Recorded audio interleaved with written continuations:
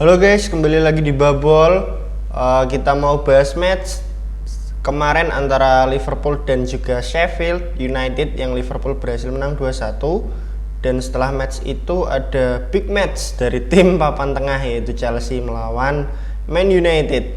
Kita bahas dulu sedikit dari Liverpool karena nggak banyak yang akan gua kupas dari Liverpool karena ya lawannya tetap Sheffield United.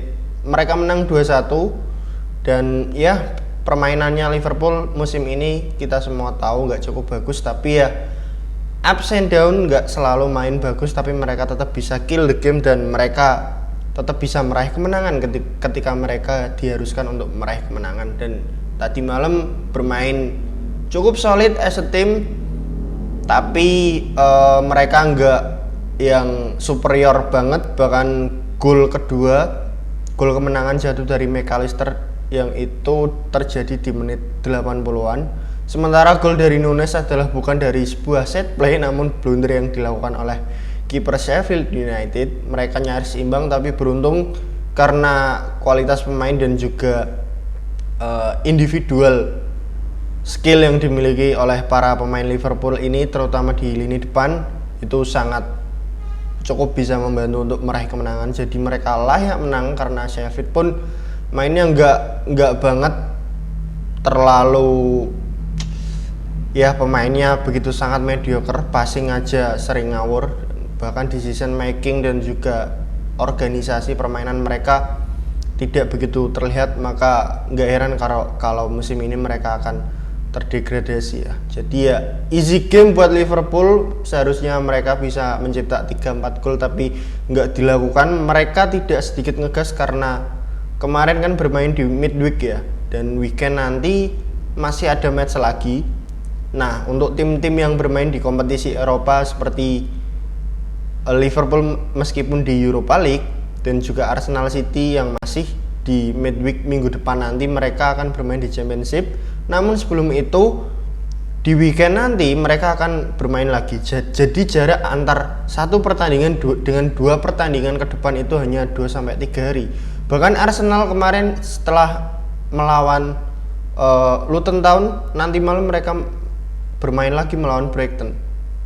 Jadi di minggu-minggu ini, di bulan-bulan ini menjelang memasuki periode akhir Premier League menuju pekan ke-8, pekan ke-7 dan sampai pekan terakhir nanti, itu akan banyak sekali terjadi jadwal-jadwal yang mepet, yang jarak antara pertandingan yang satu dengan yang lainnya atau dengan pertandingan selanjutnya itu tim-tim tidak memiliki cukup banyak waktu untuk recovery fisik mereka terutama. Jadi untuk tim yang tidak memiliki kedalaman squad yang bagus itu tentunya akan menjadi PR, apalagi di musim 2024-2025 nanti ada sistem untuk tim-tim yang bermain di kompetisi Eropa ya, ada sistem dari UCL itu akan berubah formatnya menjadi lebih banyak dan nanti disusul lagi dengan Piala Dunia antar klub yang pesertanya juga akan lebih banyak, 64 tim kalau nggak salah. Jadi satu UCL formatnya akan berubah, kuota akan menjadi bertambah, begitupun juga dengan hadirnya Piala Dunia antar klub. Jadi untuk tim-tim kedepannya, tim-tim besar ya terutama, itu mereka kalau mereka mau compete dalam 4 kompetisi at least, ya minimal 4 atau 3 lah karena ada Piala Dunia antar klub juga. Belum lagi nanti kalau jeda internasional ada Nation League, ada Euro juga nanti Juni-Juli. Jadi tahun ini terutama dan untuk tahun depan juga itu akan menjadi periode yang sangat cukup rapat untuk para pemain, di mana pertandingan begitu sangat banyak dan itu sangat mempengaruhi kualitas pertandingan karena match fitness pemain itu tidak selalu sama dalam setiap match. Dan ini untuk tim-tim besar jika mereka ingin compete dalam semua kompetisi yang mereka jalani di musim-musim berikutnya nanti, mereka harus punya kedalaman skuad yang cukup matang dan cukup merata. Karena jika tidak akan sering sekali banyak pemain yang cedera kayak MU yang musim ini mengalami banyak pemain cedera, terutama pemain penting mereka, jadi mereka nggak bisa compete untuk 4 besar. Dan di musim ketika UCL sudah berubah format dan ada Piala Dunia antar klub nanti, tim-tim minimal mempunyai 3 pelapis yang cukup sepadan dan kualitasnya gapnya nggak terlalu jauh untuk pelatih agar bisa merotasi pemain dalam match bisa menempatkan antara match yang tidak begitu penting dengan match yang penting. Itu sedikit ulasan dari tentang match yang begitu sangat padat terutama di IPL dan untuk musim-musim kedepannya nanti. Jadi kita akan sering ditemui atau dipertontonkan dengan match dengan kualitas yang seharusnya bisa entertain, bisa menghibur, bisa memberikan nilai entertain yang sangat tinggi, namun akan menjadi match yang boring karena yaitu jadwal terlalu padat, pemain-pemain drop dan juga jenuh. Jadi mereka nggak bisa 100% kepada match yang harus mereka jalani setiap minggu, dan itu akan menjadi PR tentunya. Kita ke topik terakhir, yaitu kemarin Chelsea berhasil menang dramatis 4-2 melawan MU. Kalau bagi kalian yang nggak menonton match itu, mungkin kalian merasa match itu akan sangat seru, atau bahkan mayoritas yang menonton bilang pun, terutama fans Chelsea yang sudah beberapa kali di PHP dan kemarin menang melawan MU, at least 2 tim besar ini saling berbalas gol. Tapi kalau kita lihat ya, secara permainan bukan dari sisi skor, itu sangat amburadul men. Dua-dua itu nggak layak menang semalam, sama sekali nggak layak menang. Chelsea mendapat 2 penalti dan 1 gol di flag di menit akhir. MU golnya itu cukup rapi. Yang pertama Garnacho blunder kasih Edo, terus yang kedua itu golnya Bruno, ya ada sedikit kombinasi. Terus yang ketiga golnya Garnacho itu penetrasi dari Anthony dan melepaskan assist yang sangat bagus, passingnya keren by the way. Nah, MU bermain sedikit bagus dengan apa? Yaitu game plan mereka dengan mengandalkan transisi dan memanfaatkan celah di lini belakang Chelsea itu berhasil. Namun yang jadi masalah adalah lini tengah mereka yang dimainkan adalah Casemiro dan juga Kobbie Mainoo, namun peran Kobbie Mainoo itu didorong sedikit ke depan. Jadi yang terjadi di sepanjang match adalah lini tengah MU itu bolong karena Casemiro sendirian, dan benar-benar itu beberapa kali dieksploitasi oleh para pemain Chelsea. Beruntungnya pemain Chelsea tidak bisa memanfaatkan sepenuhnya sampai MU yang awalnya tertinggal 2-0 bisa membalikkan keadaan bahkan menjadi 3-2 sampai menit 80-an plus, dan itu pun baru bisa Chelsea bisa mencetak gol itu pun ketika Madueke melakukan penetrasi dan dikasih penalti. Kalau kita lihat ya, dari 2 penalti yang diperoleh oleh Chelsea, 1 pelanggaran dari Anthony, sebenarnya itu bukan pelanggaran yang begitu keras ya, lebih soft lah, tapi 50-50. Jadi interpretasi dari wasit itu sangat menentukan di IPL, dan gua masih bisa terima lah itu 50-50, bisa dikasih bisa enggak, dan akhirnya dikasih dan terjadilah itu gol lewat Cole Palmer ya. Yang pertama dari Gallagher. Tapi kalau kita lihat dari keseluruhan match ya, selama 90 menit Cole Palmer setelah dia mencetak gol kedua nggak kelihatan. Gallagher setelah dia mencetak gol pembuka nggak kelihatan. Jackson apalagi sepanjang match dia tidak melakukan sentuhan atau penetrasi atau membuka ruang yang berdampak pada sistem pertahanannya MU. Dia nggak ketolong sama sekali pemain ini. Mudryk pun sama. Terus siapa itu? Enzo Caicedo bermain sangat buruk, terutama Caicedo.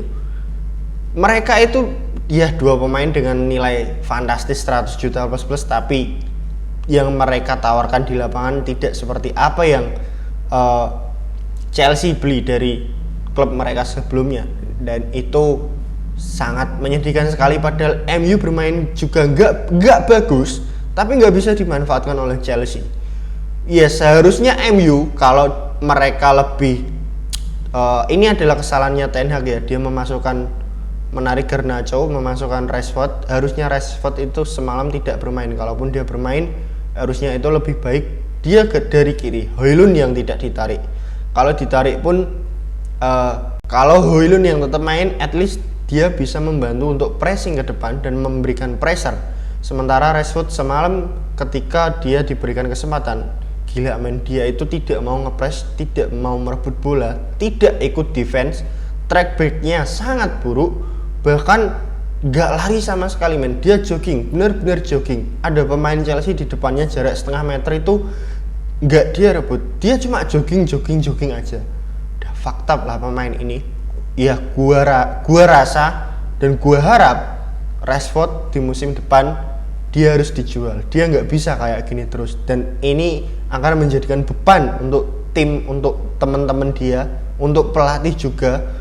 Karena ya kalau lo bermain, ya temen lo semuanya ikut pressing, ikut rebut bola, satu orang ada yang nggak ikut untuk merebut bola, ya tentunya pemain yang lainnya akan menjadi sangat malas. Dan itu yang dilakukan oleh Rashford. At least dia harus mendapatkan lingkungan yang baru agar dia bisa merasa lebih termotivasi dan lebih bekerja keras.